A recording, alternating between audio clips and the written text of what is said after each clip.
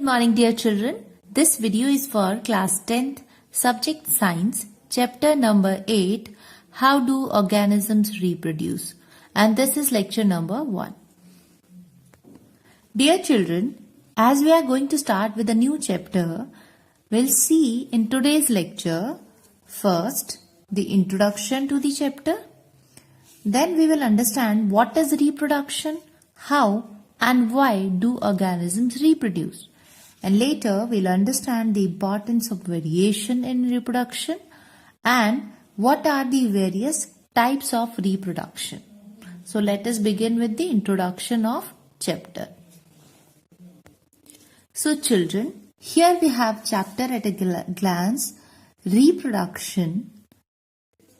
Mainly in this chapter we are going to understand what is reproduction, how and why do the organisms they reproduce, what are the various types. So here reproduction is having mainly two types, asexual and sexual reproduction. Asexual reproduction is the method to reproduce in which only one parent is involved.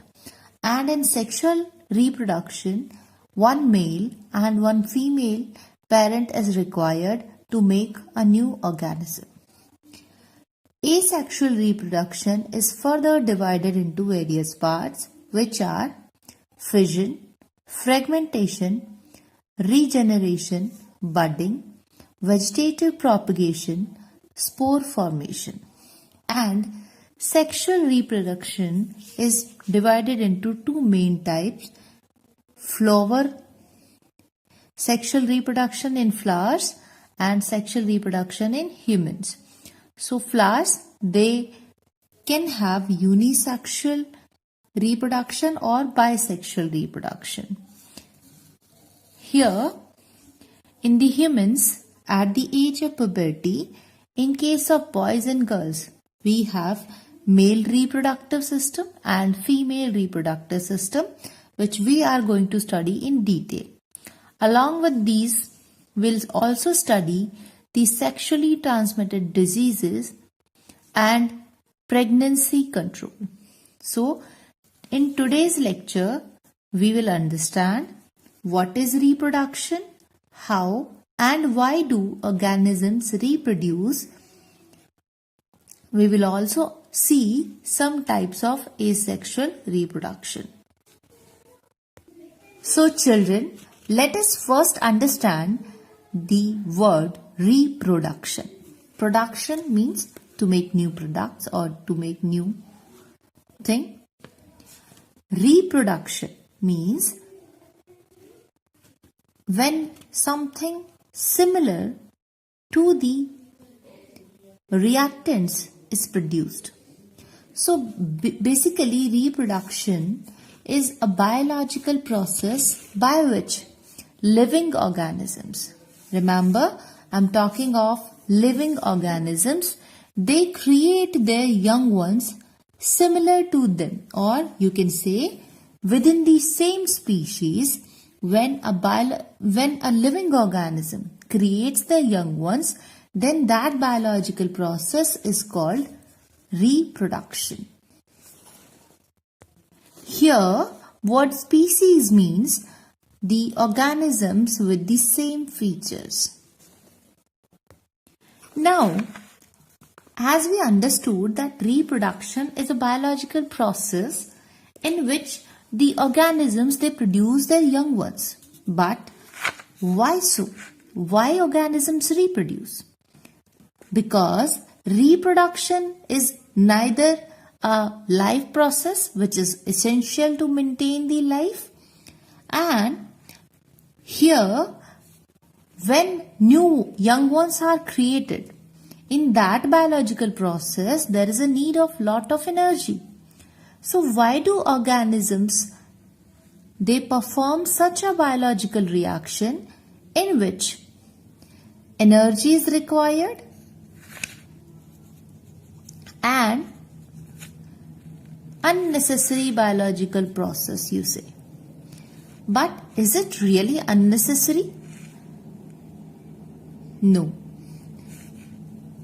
Even if it is not a life process which is essential for life, but still organisms they reproduce.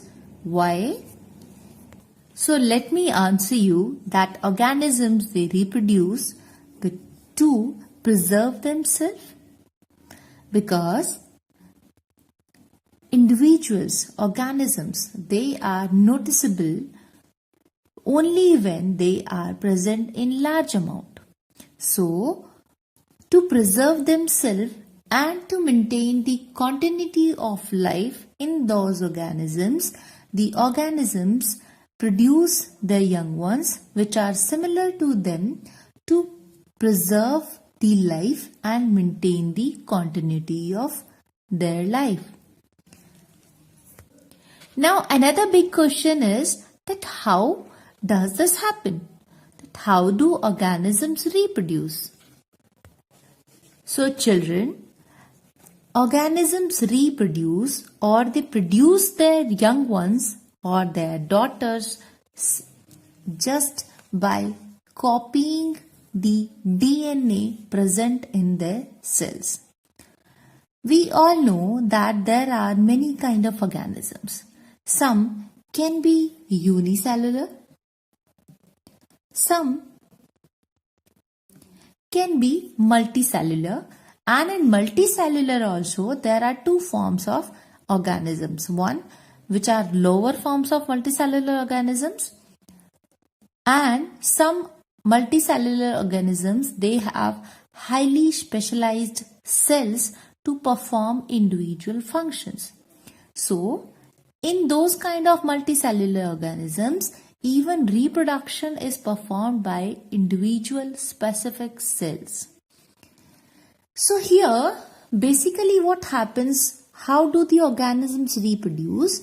They create a copy of DNA. DNA is deoxyribonucleic acid. It's a molecule which is also called as information source for the production of new proteins, because we know that proteins are the building blocks of any living organism. So for producing a new young one or to reproduce an organism, what is basically required?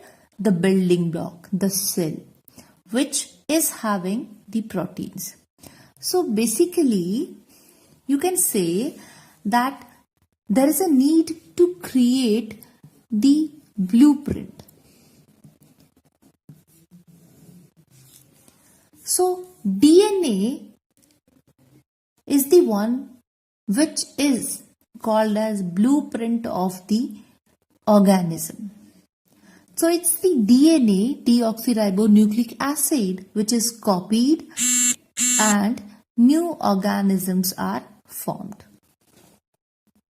And a DNA is basically present in the nucleus of the cell, and because in previous classes we have studied about cell, its structure, and we have also studied chromosomes. Chromosomes, they are present in the nucleus of the cell where they carry the DNA in them. DNA is the molecule which carries the inheritic or genetic information in them. So children, we know that a cell is having a nucleus which carries the chromosomes. So chromosomes are present in the nucleus. They contain DNA. DNA is the information source for making new proteins. So DNA is copied using biochemical reactions. And we all know that no biochemical reaction is 100% reliable, that it will only be giving the perfect results that we want. That means it is possible that there can be changes in the formation of a protein. So while copying the DNA, there are possibilities of getting alterations or variations. Because this can come into our mind that although DNA copy, which is a blueprint of the production of new organism, DNA copying is required. But do all the organisms they create the exact copy of it? So the answer is no. Although this is possible in some of the kinds of reproduction like asexual reproduction, in which exact copy of DNA is made. But in sexual reproduction, DNA copy is always accompanied by the alterations in them. These are called as variations. Now, why variations are important for us? Before knowing about variations, let us first understand the copying of DNA. So, children, in the presence of several biochemical reactions, a cell builds new copies of its DNA. Here, what is possible that there will be two copies of DNA created inside the cell. Now there is a need to separate these two copies of DNA, but if we keep one copy of DNA in the original cell and simply release the other copy, then this method will not be effective. Why? Because the other DNA that gets separated off will not have other cell apparatus like mitochondria, cell wall, cytoplasm. So that will not exist. That for sure will die. So not just DNA is copied. The cell apparatus, they are also created while copying the DNA of a cell. So, the process of cell division produces two daughter cells which are similar, but they would not be identical to the parent cell, as the formation or the copying of DNA will have some alterations or variations because of the biochemical processes. But here you must be thinking that these variations, they can be so drastic that they will not let this new cell formed survive. But another variations they may not be so drastic, and they will let the cell survive, and hence they help in the reproduction of the new organisms. So, for the surviving cells, it is obvious that cells would be similar to the parent cells, but they would be different from the parent cells in some aspects. These are called variations. Now let us understand the importance of variation. That how does this variation in the copying of DNA helps in the continuity of maintaining the life. So dear students, we all know that in an ecosystem, every population of organism is adapted to a particular well-defined place where they feed, grow, they attain maturity, and they reproduce. At the same time, maintenance of features of a particular body design in organism is necessary for the living in a particular place. So this requires the consistency of DNA copying during the process of reproduction. But ecosystem can also change due to various factors like temperature variations, variations in water level, and so on. So these environmental changes may affect the survival of population of a species occupying a particular place. So it is possible that the previous DNA is not capable of living at the same place.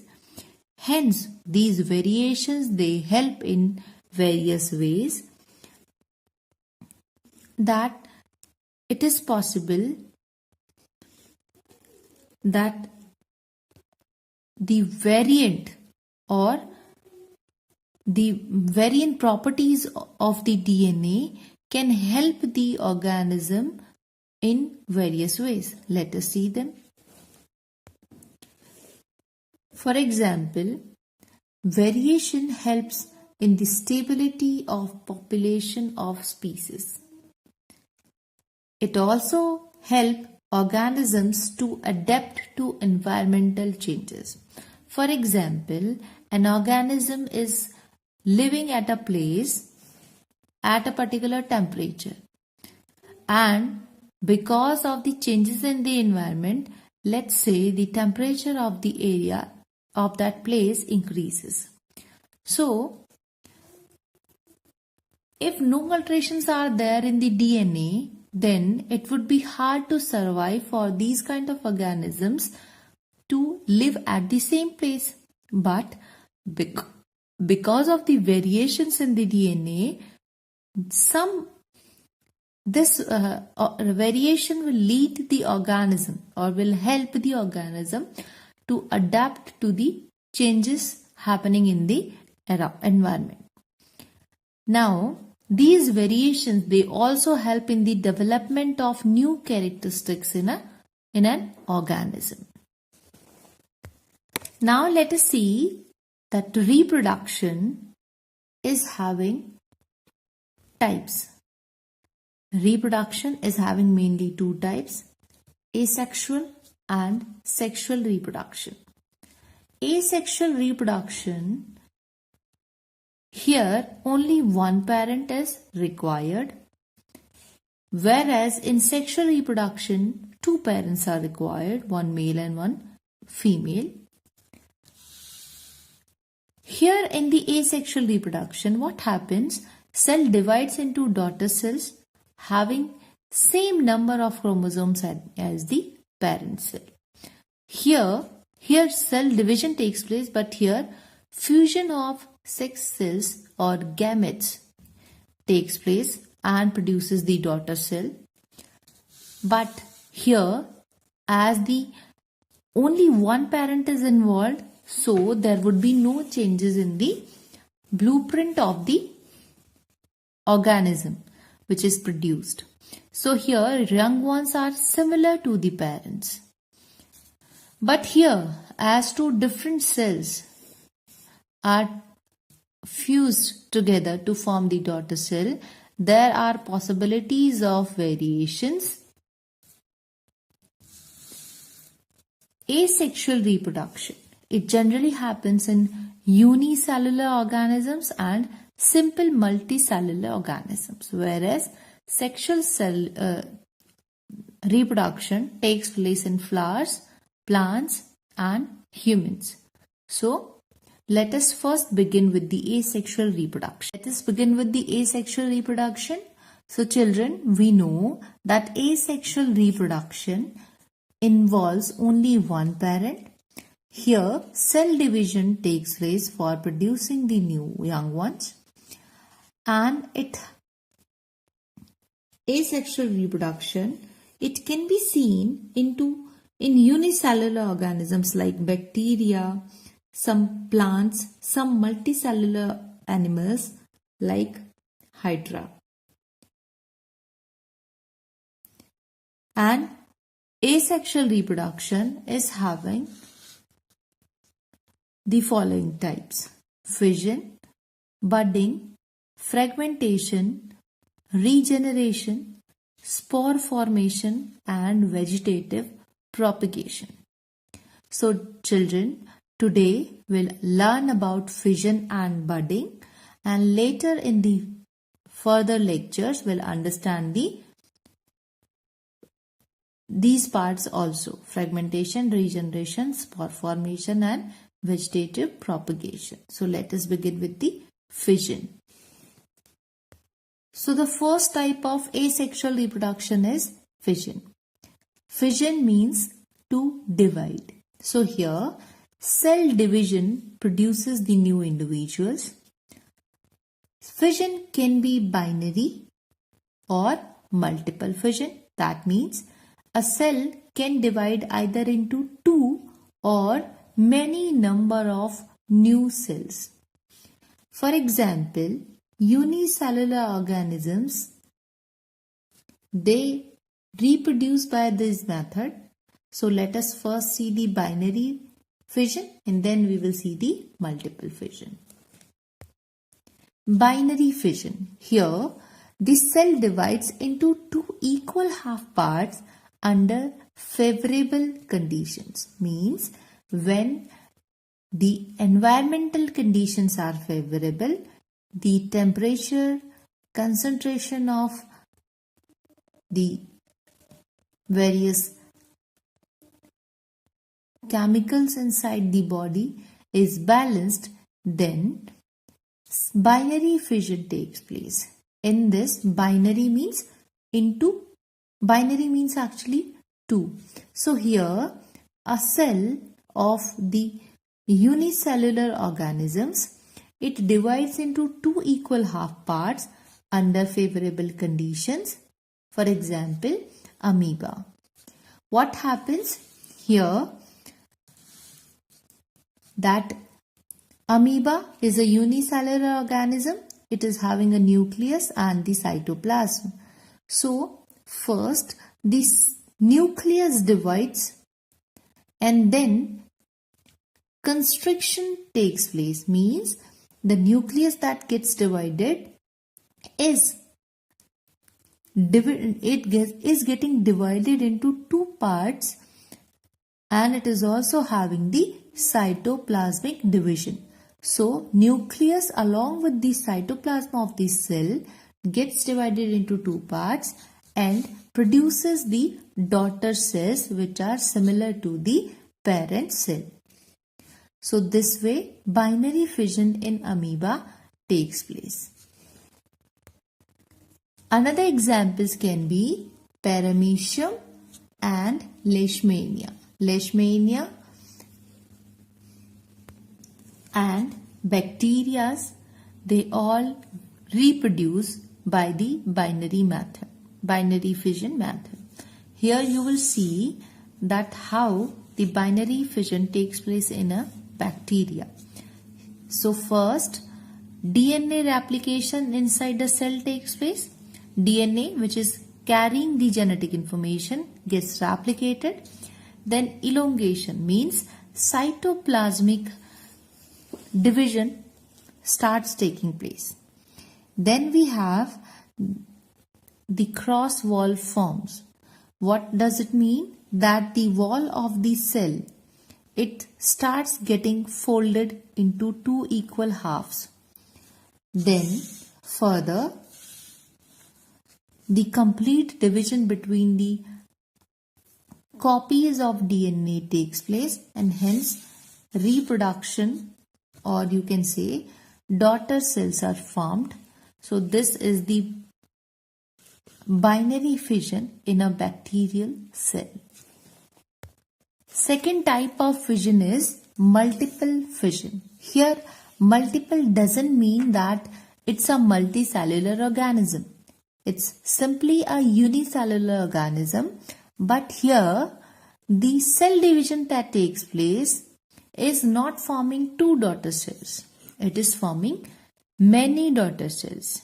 So here nucleus undergoes repeated divisions to form many daughter nuclei. Here what happens, that the large number of daughter nuclei are produced, but cytoplasm just surrounds the daughter nuclei produced and not get divided into individual cells. But what happens? That a cyst wall, the protection covering which protects the daughter cells under the unfavorable conditions, that gets formed. And this cyst wall breaks when the conditions are favorable and the daughter cells are free for the further production or the formation of the new organism. But the cyst wall protects the daughter cells under unfavorable conditions. So generally, multiple fission takes place under unfavorable conditions. So here, not all the daughter cells are going to survive. There is a possibility that some of them will get died and some of them can form the new individuals. So here we can have an example of Plasmodium. Plasmodium is a malarial parasite and it produces the daughter cells by multiple fission. So here you can see in the figure that number of daughter cells are there, and these daughter cells are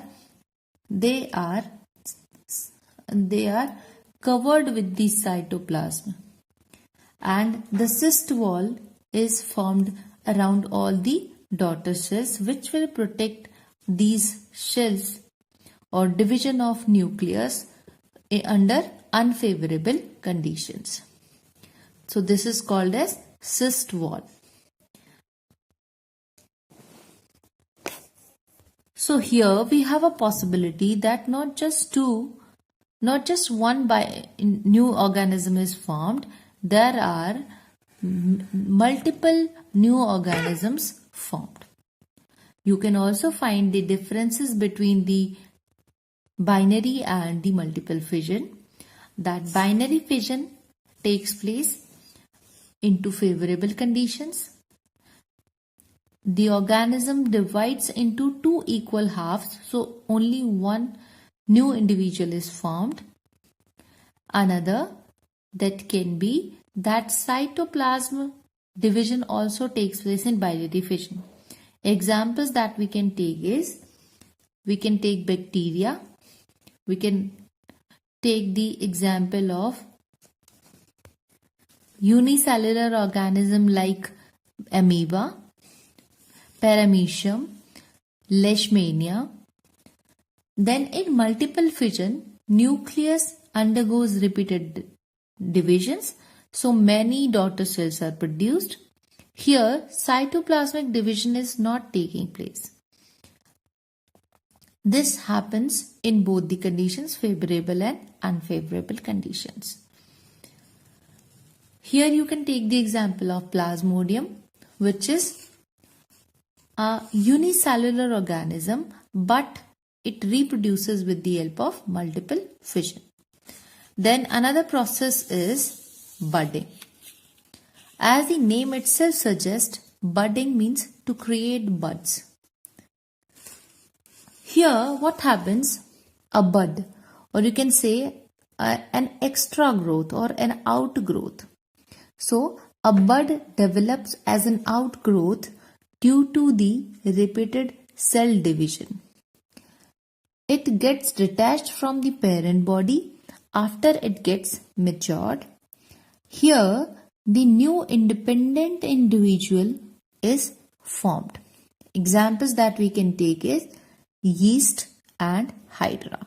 So let us understand the budding in the yeast and hydra. So children, yeast, which is a fungi, it is a unicellular organism. You see, here we have the nucleus.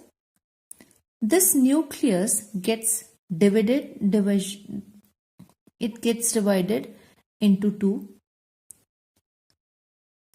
and the cell division takes place in the form of a outgrowth. So this one is the outgrowth that develops on the yeast shell.